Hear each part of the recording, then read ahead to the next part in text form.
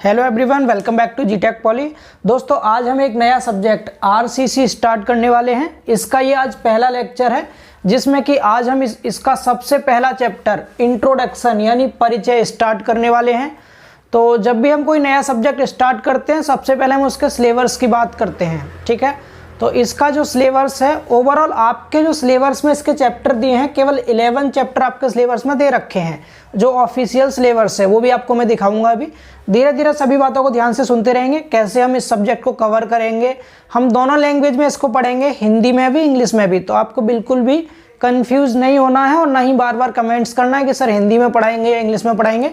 दोनों लैंग्वेज में पढ़ाएंगे आपको। एंड साथ ही जो कुछ भी यहाँ पढ़ाया जाएगा डेली का डेली आपको पीडीएफ भी प्रोवाइड किया जाएगा। पीडीएफ आपको टेलीग्राम पर मिलेगा। जीटेक पॉली का ऑफिशियल टेलीग्राम चैनल है, आप टेलीग्राम पर जाकर के सर्च कीजिएगा जीटेक पॉली, वहां पर आपको चैनल मिल जाएगा। इसके अलावा आपको डिस्क्रिप्शन में भी चैनल का लिंक मिल जाएगा, वहां से भी आप टेलीग्राम ज्वाइन कर सकते हैं पीडीएफ के लिए। इसके अलावा यहाँ भी मैं आपको कंप्लीट थ्योरी, डेरिवेशंस, फॉर्मूले, न्यूमेरिकल क्वेश्चंस सभी बोर्ड पर भी कराऊंगा, तो आप यहाँ से भी साथ साथ नोट्स बना सकते हैं, ठीक है। तो चलिए सबसे पहले देख लेते हैं इसके सिलेबस को। तो सिलेबस में ये 11 चैप्टर आपकी बुक में दिए गए हैं, बट इसके अलावा 3 चैप्टर मैं अलग से आपको एक्स्ट्रा में कराऊंगा। ये बहुत इंपॉर्टेंट है। जब आप इन फ्यूचर जेई की प्रिपरेशन करेंगे तो वहाँ पर आपको ये चैप्टर भी देखने को मिलेंगे, इनके क्वेश्चंस भी आते हैं एग्जाम में।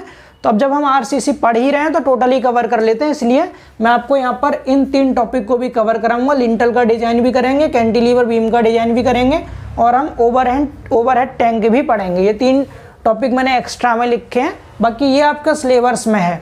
अब सबसे पहले हम एक बार इसका सिलेबस जान लेते हैं, जो ऑफिशियल वाला सिलेबस है वो क्या क्या है, क्योंकि बहुत ज़्यादा बच्चों को कन्फ्यूजन रहती है। जब हम आरसीसी पढ़ते हैं तो आरसीसी में 2 मेथड हमारे मेन होते हैं। एक हमारा WSM मेथड होता है जिसे वर्किंग स्ट्रेस मेथड कहते हैं, दूसरा हमारा LSM मेथड होता है, लिमिट स्टेट मेथड। तो बच्चे कहते हैं सर हम डिज़ाइन जब पढ़ेंगे तो कुछ बुकों में WSM मेथड से डिज़ाइन दिया गया है, कुछ बुकों में LSM मेथड से डिज़ाइन दिया गया है, तो हमें किस मेथड से डिज़ाइन करना है और कौन सा हमारे सिलेबस में है, कौन सा सिलेबस में नहीं है। तो पहले एक बार हम ऑफिशियल सिलेबस देख लेते हैं, जिससे हमें क्लियर हो जाए कौन सा टॉपिक LSM से करना है, कौन सा WSM से करना है। उसके बाद फिर मैं बताऊंगा आपको मैं किस तरह से कराने वाला हूँ, ठीक है। तो चलिए पहले एक बार हम सिलेबस को जान लेते हैं। चलिए अब देखते हैं सिलेबस। ये सिविल इंजीनियरिंग का है, जो कि मैं स्टेट ऑफ उत्तर प्रदेश का सिलेबस आपको दिखाने वाला हूँ। ये 4th सेमेस्टर में है सिविल इंजीनियरिंग के। यहाँ आप देख सकते हैं ये 4 सेमेस्टर, यहाँ लिखा है आपका रेनफोर्स्ड सीमेंट कंक्रीट स्ट्रक्चर यानी RCC स्ट्रक्चर। ये पेज नंबर 116 पे दिया है। नीचे आते हैं,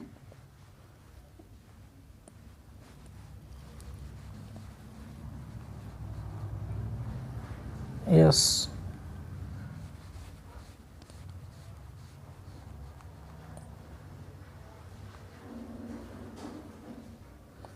यहाँ देख सकते हैं आप, लिखा हुआ है रेनफोर्स्ड सीमेंट कंक्रीट स्ट्रक्चर। इसका सिलेबस देखिए, डिटेल्ड कंटेंट, जिसमें पहला चैप्टर है यहाँ पर इंट्रोडक्शन।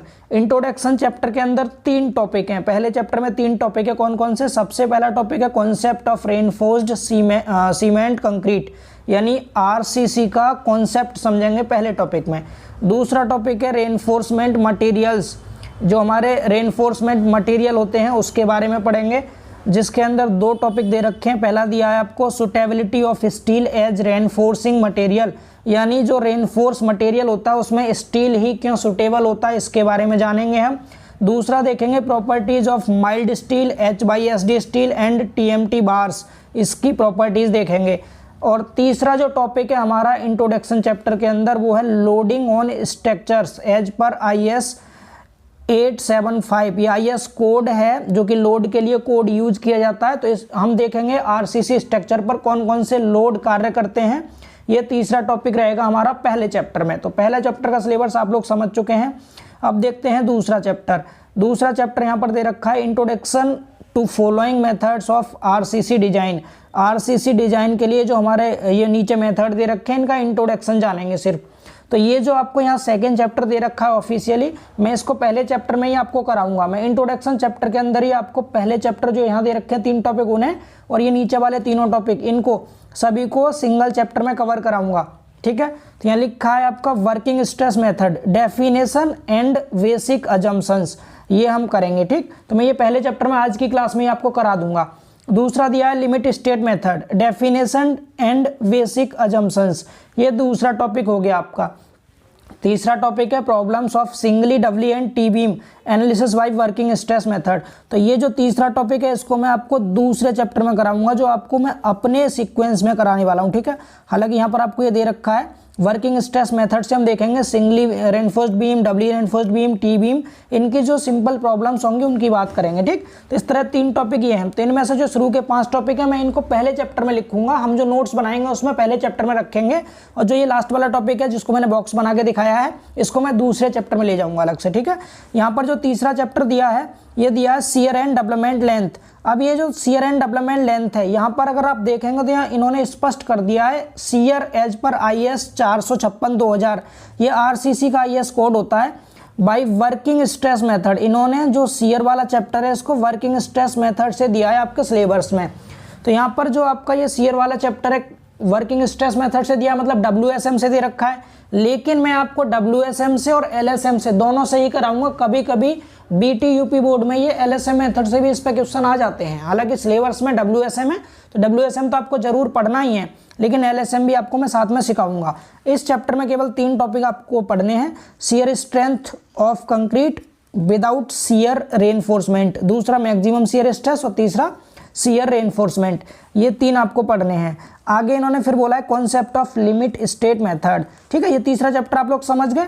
तीसरा चैप्टर शियर वाला चैप्टर आपका WSM मेथड से है, क्लियर हुआ।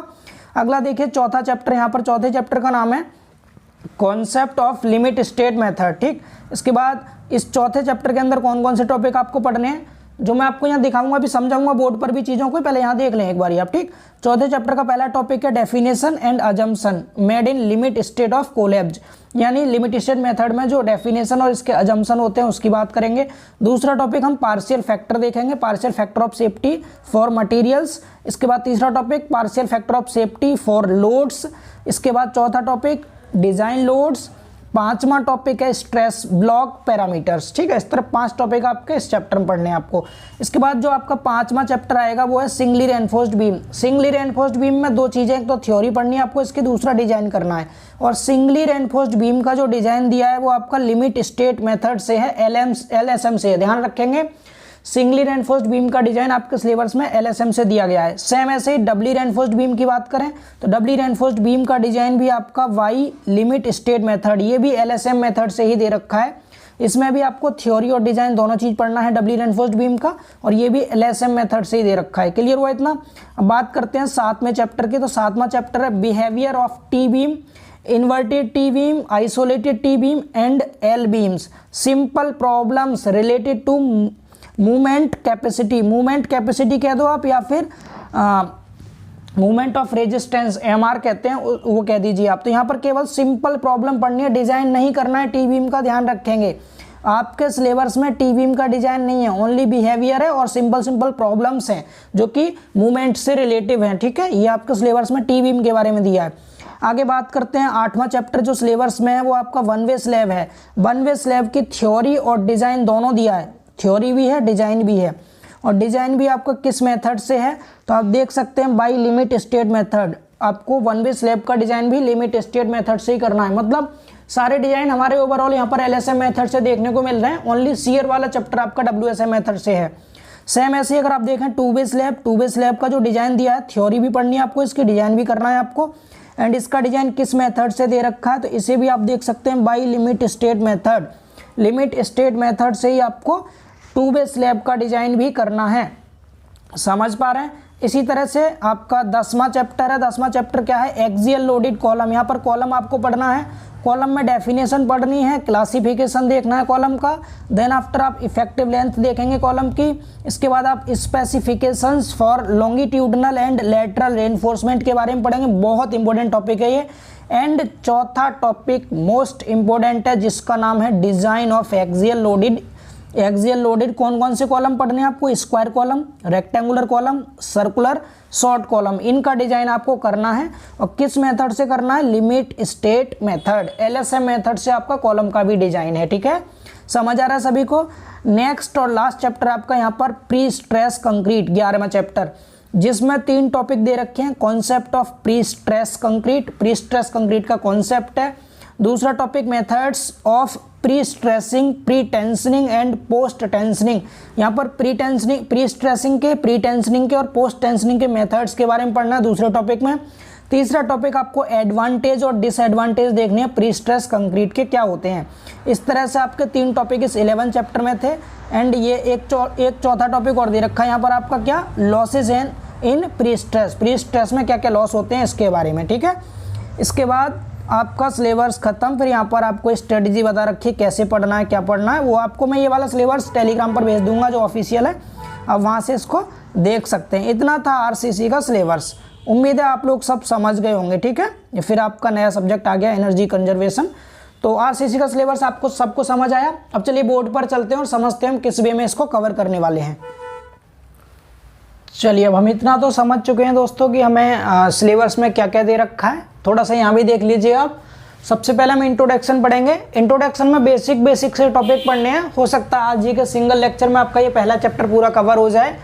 और यहाँ से मैं आपको स्टार्टिंग में ही बता दूं कौन सा चैप्टर थ्योरी का है, कौन सा न्यूमेरिकल का है, किससे कैसे क्वेश्चन पूछे जाते हैं, जिससे कि आपकी मेंटलिटी थोड़ी सी सही हो जाएगी इसको लेकर के, ठीक है। तो जो इंट्रोडक्शन चैप्टर है इससे सिर्फ एक क्वेश्चन आता है, ओनली एक क्वेश्चन आता है। या तो 5 नंबर में आता है या कभी कभी 10 नंबर में भी आ जाता है आरसीसी में, ठीक है, जो रिटेन एग्जाम होता है उसमें। तो इसमें एक क्वेश्चन आएगा ओनली थ्योरी का। तो ये वाला जो आपका चैप्टर पहला वाला ये थ्योरेटिकल है, ठीक है, थ्योरी बेस ये चैप्टर है। इसमें एक क्वेश्चन कौन सा आता है, तो ये आता है जो आपका WSM मेथड और लिमिट स्टेट मेथड होता है ना, LSM मेथड, इन दोनों में डिफरेंस क्या होता है। LSM एंड WSM में डिफरेंस पर बेस्ड एक क्वेश्चन इस चैप्टर में पूछा जाता है, बहुत बार पूछा गया, वेरी इंपॉर्टेंट है। और वो आपको तभी समझ आएगा जब पहले आप दोनों मेथड्स को अच्छे से सीख लेंगे। तो इसका जो क्वेश्चन है जो एग्जाम में पूछा जाएगा वो आपको तब कराया जाएगा जब आपको fundamental of working stress method and fundamental of limit state method ये दोनों कवर हो जाएंगे, तो आपको ऑटोमेटिक इसका क्वेश्चन कवर हो जाएगा, ठीक है। बट आपको नॉलेज के लिए आज जो मैं इंट्रोडक्शन में पढ़ाऊंगा चीजें वो क्या क्या रहेंगी। प्लेन सीमेंट कंक्रीट हम पढ़ लेंगे क्या होता है, उसके बाद कॉन्सेप्ट देखेंगे हम आरसीसी का, रेनफोर्स्ड सीमेंट कंक्रीट का कॉन्सेप्ट क्या है। देन आफ्टर जो भी टॉपिक है इसके अंदर अभी समझाएंगे आपको, पहले समझ लें। तो इसमें क्या करना है आपको, थ्योरी पढ़ना है पहले चैप्टर में, दूसरा chapter fundamental of working stress method and तीसरा chapter fundamental of limit state method. इन दोनों चैप्टर में थ्योरी एंड न्यूमेरिकल दोनों आते हैं, ठीक है। इसमें थ्योरी भी आपको पढ़नी है, इस चैप्टर में भी थ्योरी एंड न्यूमेरिकल, सेम यहाँ पर भी थ्योरी भी पढ़नी है आपको एंड न्यूमेरिकल भी पढ़ना है, इस चैप्टर में भी दोनों है, ठीक है। इसके बाद बात करते हैं अपने चौथे चैप्टर की जिसमें शियर एंड डेवलपमेंट लेंथ है। ये आपको जो सिलेबस है उसमें WSM मेथड से दिया है, बट मैं आपको LSM WSM दोनों के ही फॉर्मूले आपको समझा दूंगा। जिस मेथड से भी आ जाए आप उससे कर लीजिएगा, बाकी डिटेल में आपको WSM से पढ़ा देंगे, लेकिन LSM के फॉर्मूले भी साथ में बता देंगे, जिससे अगर एग्जाम में LSM से पूछ ले तो आप इजीली कर पाएँ, ठीक है। तो इसमें आपका शियर का डिजाइन पूछा जाता है। तो शियर का डिजाइन में न्यूमेरिकल क्वेश्चन आते हैं, थ्योरी भी इसकी है, बेसिक सी थ्योरी है। तो यहाँ भी आप थ्योरी एंड न्यूमेरिकल दोनों ही लिख लेंगे, थ्योरी एंड न्यूमेरिकल, ठीक है। ये भी आपके ये जितने भी चैप्टर्स मैं आपको बता रहा हूँ हर एक चैप्टर से मिनिमम 5 नंबर का, मैक्सिमम 10 नंबर का क्वेश्चन आना ही आना कंफर्म है, ठीक है। हर एक चैप्टर से आते हैं क्वेश्चन। इसके बाद बात करें इन दोनों में से किसी एक चैप्टर से आ जाता है, कभी कभी WSM से, कभी कभी LSM से, दोनों का नहीं आता, किसी एक का आता है दोनों में से, ठीक। इसका शियर वाले का क्वेश्चन पूछ लेता है। अब बात करें डिजाइन की, तो डिजाइन आपके सिलेबस में जितने भी दे रखे हैं सबके सब डिजाइन केवल LSM मेथड से दिए हैं। सिंगली रेनफोर्स्ड बीम का डिजाइन है आपके सिलेबस में, डबली रेनफोर्स्ड बीम का डिजाइन है, 1 वे स्लैब का डिजाइन है, 2 वे स्लैब का डिजाइन है और कॉलम का डिजाइन है। इस तरह से मेन आपके सिलेबस में 5 डिजाइन है, 5 स्ट्रक्चर के आपको डिजाइन करने हैं, सबके सब LSM मेथड से है। तो इनसे अगर कोई क्वेश्चन बनता है तो ओनली डिजाइन का ही क्वेश्चन बनेगा इन सब से। इसमें भी आपका क्वेश्चन डिजाइन का आएगा, इसमें भी डिजाइन का, यहाँ से भी डिजाइन का, यहाँ से भी डिजाइन और कॉलम से भी डिजाइन का। इसमें कुछ चीजें थ्योरी की भी आ जाती हैं कॉलम में। बाकी 1 वे 2 वे स्लैब में ज़्यादातर तो डिजाइन ही आता है, लेकिन कभी कभी इन दोनों में डिफरेंस क्या है इस तरह थ्योरी के फॉर्मेट में भी आपसे पूछ लेगा, ठीक है। दोनों में डिफरेंस क्या है 1 वे स्लैब और 2 वे स्लैब में।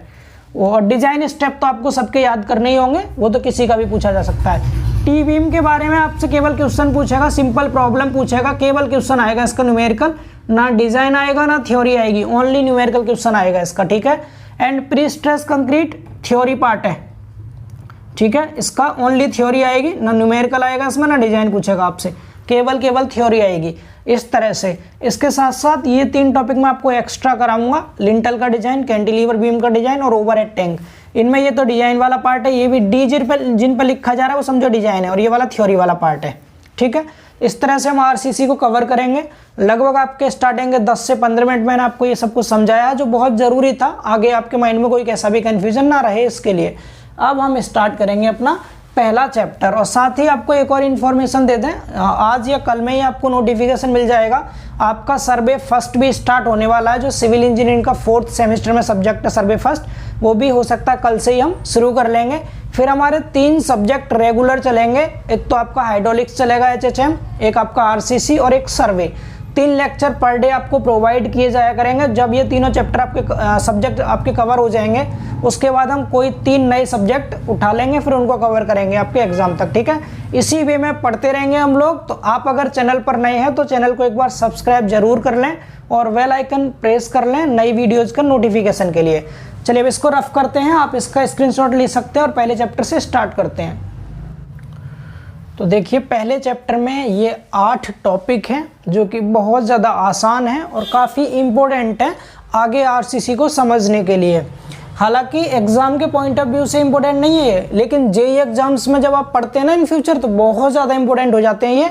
एंड यहाँ पर आप लोग समझ लेंगे कंक्रीट और स्टील जो यूज करेंगे आप आरसीसी में, वो किस ग्रेड के यूज करेंगे, एंड कंक्रीट में स्टील ही क्या यूज करेंगे, सब कुछ आप इसमें समझ लेंगे। इसलिए मेन चैप्टर है आपका ये वाला। अगर आपको ये समझ आ गया तो आगे वाले चैप्टर्स ऑटोमेटिक समझ में आते रहेंगे धीरे धीरे। ठीक है, देखिए सबसे पहला टॉपिक है इसमें हमारा प्लेन सीमेंट कंक्रीट, साधारण सीमेंट कंक्रीट। ये आप लोगों ने कंक्रीट टेक्नोलॉजी सब्जेक्ट में समझ लिया होगा कि सीमेंट साधारण सीमेंट कंक्रीट क्या होता है, आपने सीटी में पढ़ा होगा इसके बारे में, फिर भी आपको मैं यहाँ पर इसको डिफाइन करूंगा। ठीक, इसके बाद दूसरा टॉपिक हम इस चैप्टर में पढ़ेंगे रेनफोर्स्ड सीमेंट कंक्रीट यानी आरसीसी। ये आरसीसी का फुल फॉर्म है रेनफोर्स्ड सीमेंट कंक्रीट, हिंदी में कहते हैं इसको प्रबलित सीमेंट कंक्रीट। रेनफोर्स्ड का हिंदी होता है प्रबलित, रेनफोर्समेंट का हिंदी होता है प्रबलन। ठीक है, इसके बाद तीसरा टॉपिक हम समझेंगे materials used in RCC. RCC में प्रयुक्त पदार्थ, आरसीसी में कौन कौन से मटेरियल यूज होते हैं उनके बारे में हम समझ लेंगे। इसके बाद suitability of steel as reinforcing material, यानी जो हमारा प्रबलित पदार्थ होता है उसके रूप में स्टील की आवश्यकता क्यों पड़ी, स्टील ही क्यों सुटेबल है।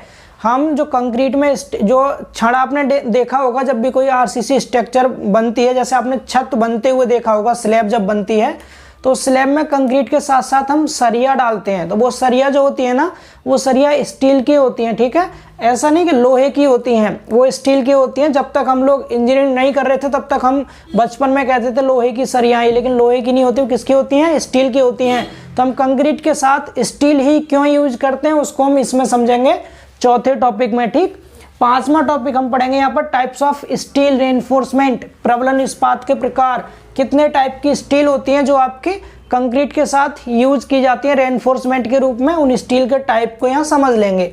इसके बाद हम छठा टॉपिक पढ़ेंगे characteristic strength of steel and concrete, इस्पात और कंक्रीट की अभिलाक्षणिक सामर्थ्य। ठीक है, स्टील एंड कंक्रीट की कैरेक्टरिस्टिक स्ट्रेंथ क्या होती है, कितनी होती है, इसके बारे में हम बात करेंगे छठे टॉपिक में। सातवां टॉपिक हम इसमें पढ़ेंगे types of load on RCC structure, प्रबलित सीमेंट कंक्रीट संरचना पर भार के प्रकार। आरसीसी की कोई भी स्ट्रक्चर बनी हुई है तो उस पर कितने टाइप के लोड आएंगे, इसको हम जानेंगे इस टॉपिक के अंतर्गत। ठीक है, लास्ट टॉपिक है मेथड्स ऑफ आरसीसी डिजाइन यानी प्रबलित सीमेंट कंक्रीट, अभिकल्पन की विधियां। डिजाइन का हिंदी होता है अभिकल्पन, तो अभिकल्पन की कौन कौन सी विधियां होती हैं इसके बारे में हम पढ़ेंगे इसमें। ठीक है, तो चैप्टर बहुत इंपॉर्टेंट है, लेकिन एग्जाम में सिर्फ इससे बहुत ज़्यादा क्वेश्चन पूछा गया है। इसके जो 2 मेथड होते हैं ना, WSM और LSM, उन दोनों मेथड में क्या डिफरेंस है, ये क्वेश्चन बहुत बार आया है एग्जाम में, आप लोग भी इसको इंपोर्टेंट कर लीजिएगा।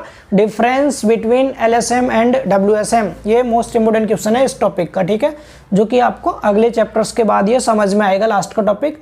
अब इन टॉपिक्स को हम समझ लेते हैं पहले एक एक करके। ठीक, तो सबसे पहले फर्स्ट हेडिंग आप लोग लिख लीजिए। मेन क्लास आपकी अब स्टार्ट होगी, अभी तक हम एक स्ट्रक्चर तैयार कर रहे थे, मतलब पढ़ाई का एक प्रारूप बना रहे थे, कैसे चीज़ों को समझा जाए। अब धीरे धीरे चीज़ें हमारे समझ में आने लगेंगी। अब हम चलते हैं टॉपिक की ओर। ठीक है, यहाँ तक हमने अपनी क्लास को अभी तक क्या किया था, डिजाइन किया था। लिख लीजिए इसको। अब सबसे पहली फर्स्ट हेडिंग आप लोग लिखिए प्लेन सीमेंट कंक्रीट। बस जितना पढ़ा है ना इसमें, इस चैप्टर के आप शॉर्ट नोट्स बना सकते हैं, डिटेल में लिखने की आवश्यकता नहीं है, इससे बहुत ज़्यादा क्वेश्चन नहीं आएंगे एग्जाम में, लेकिन समझने के लिए बहुत इंपॉर्टेंट है ये। तो इसको 1-2 पेपर पे कंप्लीट कर लीजिएगा, ठीक। और ये मेरा फेवरेट सब्जेक्ट है, तो आपका भी फेवरेट हो जाना चाहिए अब से, ठीक। बहुत इंटरेस्ट के साथ पढ़ाएंगे आपको, बहुत ज़्यादा, और कोशिश करेंगे कि जितने क्वेश्चंस जेईई में पूछे जाते हैं ना इसके, वो भी आपको साथ साथ बताते रहें कि यहाँ से ये क्वेश्चन पूछा गया है, ठीक। तैयारी में लग जाइए। और आपको एक वीडियो अलग से प्रोवाइड करेंगे जिसमें समझाएंगे कि आप डिप्लोमा के साथ साथ जेईई की तैयारी किस तरह से कर सकते हैं, ठीक है। अपने टाइम को यूटिलाइज करना सीखिए अभी से।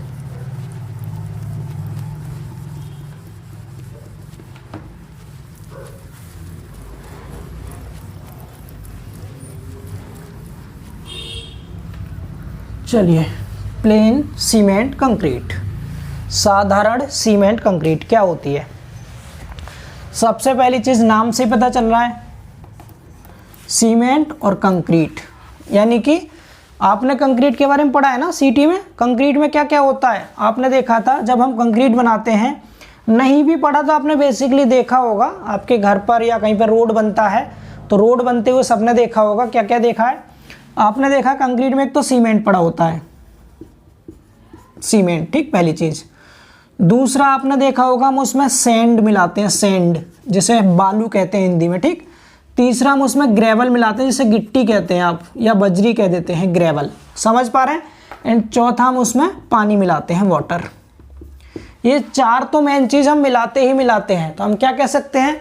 Plane cement concrete is a mixture of cement, sand, gravel and water in A definite proportion, यानी एक निश्चित अनुपात में सीमेंट, बालू, ग्रेवल और पानी को मिलाकर के प्लेन सीमेंट कंक्रीट बनाया जाता है, ठीक है। इसमें सरिया नहीं डालते क्योंकि ये प्लेन है। प्लेन का मतलब साधारण, जिसमें कोई भी रेनफोर्समेंट प्रोवाइड नहीं किया जाता।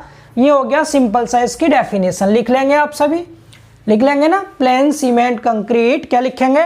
Plane cement concrete is a mixture of cement, sand, gravel and water in definite proportion. मैं लिख दूं यहां पर, मैं लिख देता हूं, ठीक है। यहां पर डेफिनेशन लिख दे रहा हूं मैं। Plain cement concrete, plain cement concrete is a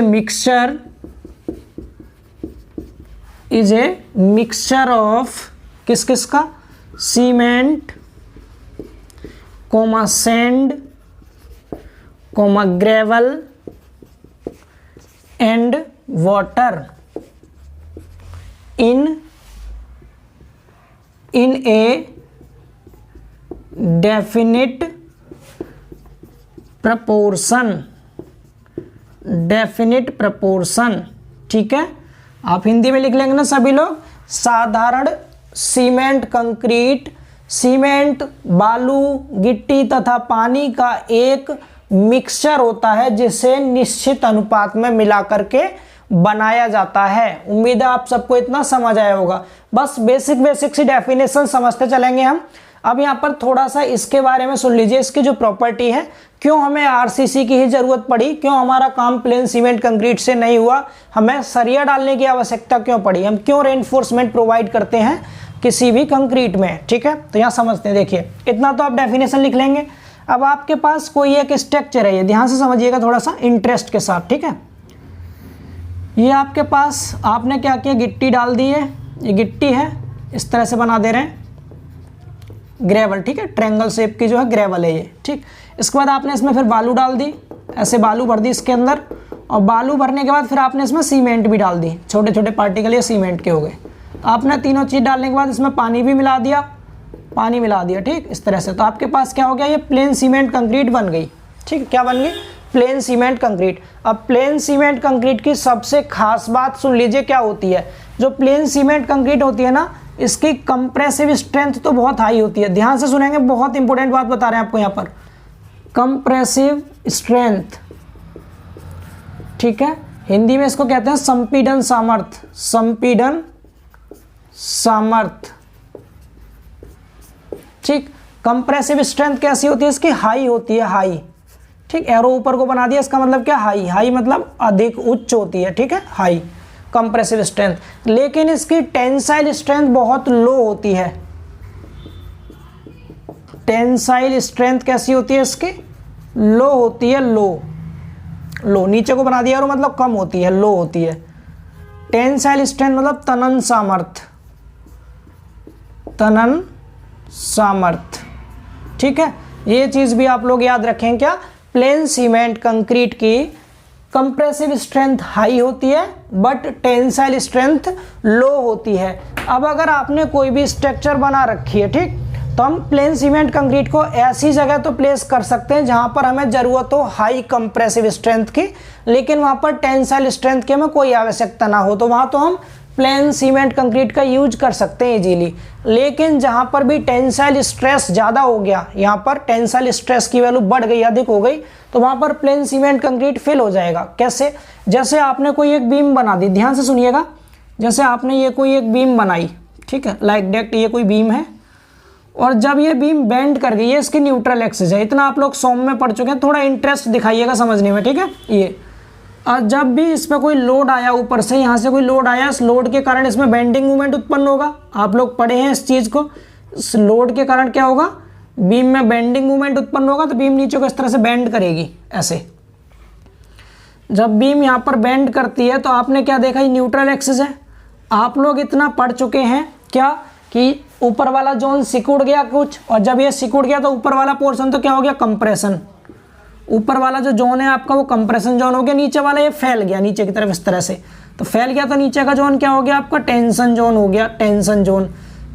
अब अगर ये प्लेन सीमेंट कंक्रीट होती तो ये टेंशन में वीक हो जाता, न्यूट्रल एक्सिस के नीचे स्ट्रक्चर वीक हो जाती, कमजोर हो जाती, और जैसे ही लोड थोड़ा सा और बढ़ता तो ये स्ट्रक्चर ही टूट जाती। कहाँ से? टेंशन जोन में से, टेंशन जोन में से टूट जाती।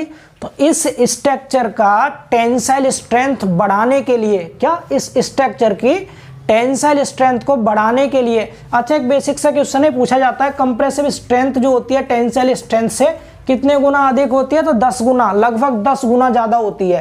तो टेंसाइल स्ट्रेंथ कंप्रेसिव स्ट्रेंथ का लगभग 10 गुना कम हो जाती है टेंसाइल स्ट्रेंथ। तो इसकी टेंसाइल स्ट्रेंथ को बढ़ाने के लिए हम इसके टेंसाइल जोन में नीचे यहाँ पर सरिया प्रोवाइड कर देते हैं। यहाँ पर क्या करते हैं? सरिया, आपकी भाषा में बता रहे हैं बिल्कुल। सरिया मतलब हो गया, आप इसमें स्टील की छड़ डाल देंगे, छड़, यहाँ पर स्टील की आपने क्या डाल दी? छड़। इसको हम अंग्रेजी भाषा में रेनफोर्स्ड बार कहते हैं। क्या कहते हैं? रेनफोर्स्ड बार।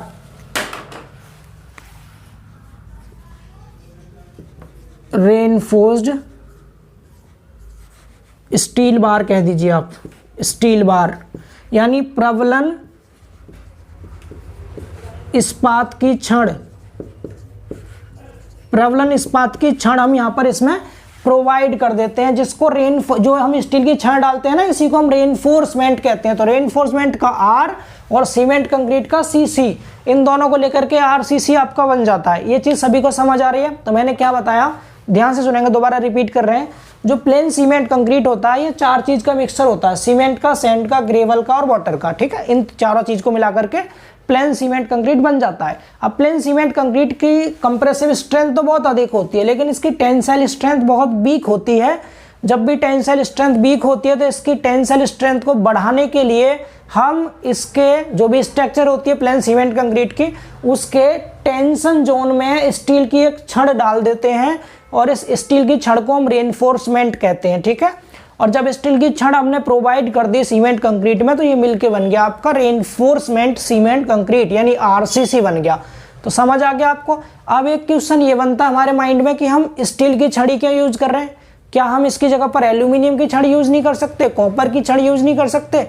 तो एक तो सबसे बड़ा रीजन क्या है, स्टील हमारा थोड़ा सा जो अदर कंस्ट्रक्शन मटेरियल है उसके मुकाबले में थोड़ा सस्ता पड़ जाता है, ठीक है। दूसरी चीज, सस्ता भी चलो छोड़ो, दूसरी चीज क्या है कि अगर हम बात करें इसकी थर्मल एक्सपेंशन जो होता है, linear coefficient of thermal expansion alpha की वैल्यू, इसे जानते हैं रेखीय प्रसार गुणांक कहते हैं, या फिर आप थर्मल मतलब होता है ऊष्मीय प्रसार गुणांक, आप सबने फिजिक्स में पढ़ा होगा इसके बारे में। ऊष्मीय प्रसार गुणांक की जो वैल्यू होती है स्टील के लिए और कंक्रीट के लिए, किसके लिए? स्टील के लिए और कंक्रीट के लिए लगभग सेम होती है। स्टील और कंक्रीट के लिए लगभग सेम होती है। कितनी होती है? 12 गुणा 10 की घात -6 प्रति डिग्री सेल्सियस। ठीक है, 12 गुणा 10 की घात -6 प्रति डिग्री सेल्सियस होती है। स्टील और कंक्रीट दोनों के लिए अल्फा का मान समान होता है, रेखीय प्रसार गुणांक सेम होता है। अब रेखीय प्रसार गुणांक सेम होने से क्या मतलब हुआ?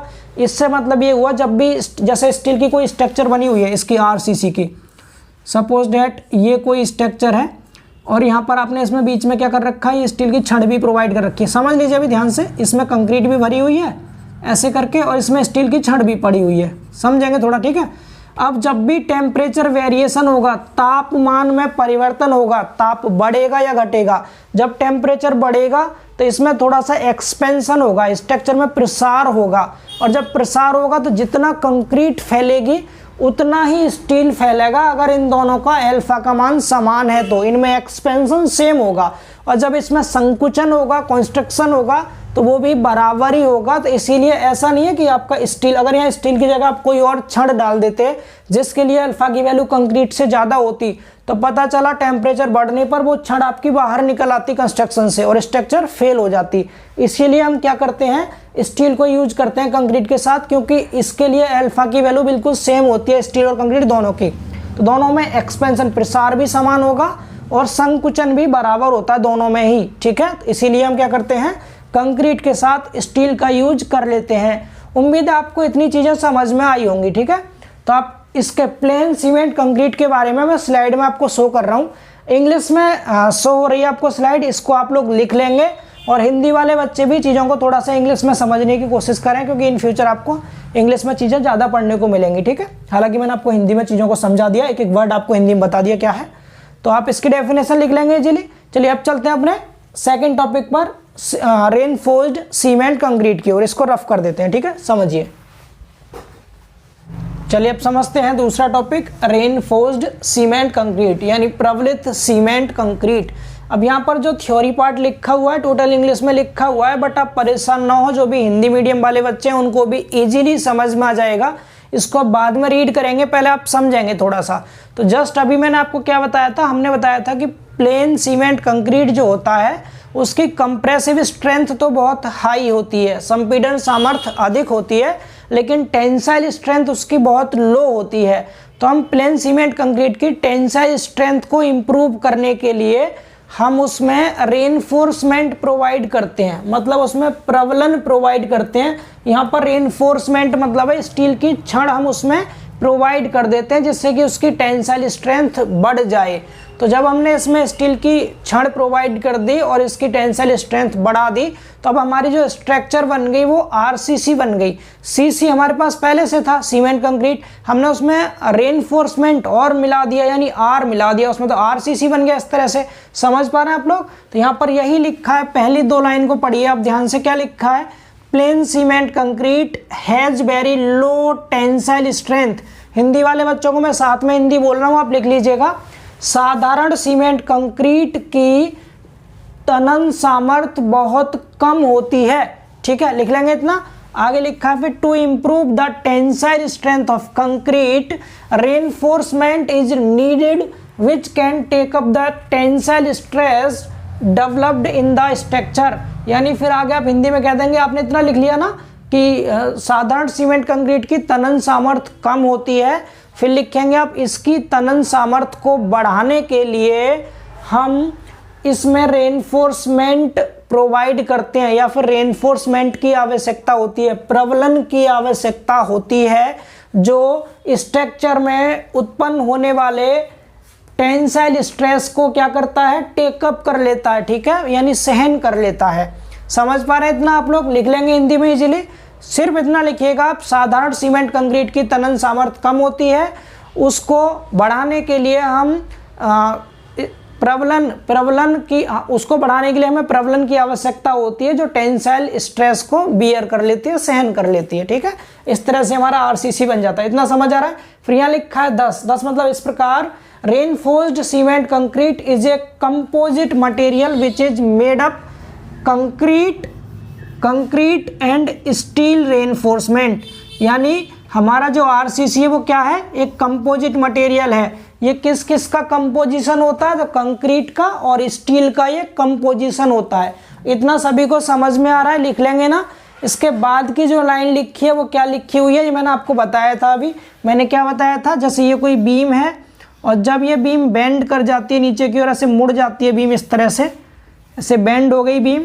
और जब बेंड हो जाएगी बीम तो आप सबको पता है ये न्यूट्रल एक्सिस होती है इसके बीच में, और जब न्यूट्रल एक्सिस के ऊपर का पोर्शन सिकुड़ जाता है तो ये कंप्रेशन जोन होता है, कंप्रेशन जोन। और नीचे का क्या होता है, टेंसाइल जोन, यानी टेंशन जोन हो गया। तो आपको क्या बताया था कि कंक्रीट टेंशन में वीक होती है तो हम स्टील की छड़ कहाँ डालते हैं, इसके टेंसाइल जोन में डालते हैं। यहाँ पर जो इसका टेंसाइल जोन है ना ये वाला, इसमें हम स्टील की छड़ प्रोवाइड करते हैं इस टेंसाइल जोन में, ये आपको बताया था। तो यही यहाँ पर लिखा हुआ है, the steel reinforcement generally in the form of steel bar, यानी जो हमारा स्टील रेनफोर्समेंट होता है यानी प्रबलन इस्पात होता है, वो सामान्यतः इस्पात की छड़ों के रूप में होता है, इस्पात की छड़ों के रूप में होता है। Are placed in the tensile zone of the structure, जो कि किसी भी स्ट्रक्चर के टेंसाइल जोन में प्लेस किया जाता है, यानी कि रखा जाता है। इसको समझ पा रहे इतना सभी, ये वाली लाइन भी समझ में आ रही है सभी को। जो स्टील होता है हमारा, उस स्टील को जनरली हम स्टील की छड़ों के रूप में प्रोवाइड करते हैं, ठीक है। और वह छड़ कहाँ पर प्रोवाइड करते हैं, तो किसी भी स्ट्रक्चर के तनन वाले क्षेत्र में प्रोवाइड करते हैं, टेंसाइल जोन में उसे प्रोवाइड करते हैं, क्योंकि कंक्रीट हमारी टेंशन में वीक होती है, जिससे कि उसकी टेंसाइल स्ट्रेंथ बढ़ जाए। इतना सभी समझ पा रहे हैं ना, यहाँ पर नीचे प्रोवाइड कर दिया इसमें, ठीक।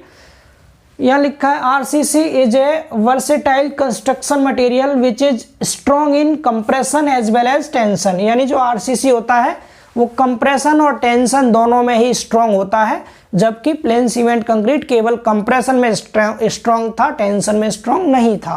तो आरसीसी हम क्या यूज करेंगे, हम वहाँ हर जगह यूज कर लेंगे। अब तो जहाँ पर भी टेंसाइल स्ट्रेंथ कंप्रेसिव स्ट्रेंथ दोनों कम होंगे वहाँ यूज कर लेंगे इसको इजीली, जबकि प्लेन सीमेंट कंक्रीट को वहाँ पर यूज नहीं कर सकते थे जहाँ पर कि टेंसाइल स्ट्रेस बहुत लो होता था, ठीक है, बहुत हाई होता था, वहाँ पर प्लेन सीमेंट कंक्रीट का यूज नहीं करते थे। ये थ्योरी कंटेंट है, आप लोगों को समझ आया होगा, लिख लीजिएगा। हिंदी वाले बच्चों को ये भी समझ नहीं आ रहा तो आप लोग अपनी खुद की लैंग्वेज में लिख के आ जाइएगा, ठीक है। उम्मीद है आप लोग समझ पाए होंगे इसको। तो अब इसका स्क्रीनशॉट लीजिए, इसको रफ करते हैं और समझते हैं तीसरा टॉपिक। साथ में आप लोग ये डायग्राम बना के दिखा सकते हैं। यहाँ पर इसके टेंसाइल जोन में हमने स्टील की छड़ डाल रखी है, आप इसको स्टील बार कह सकते हैं।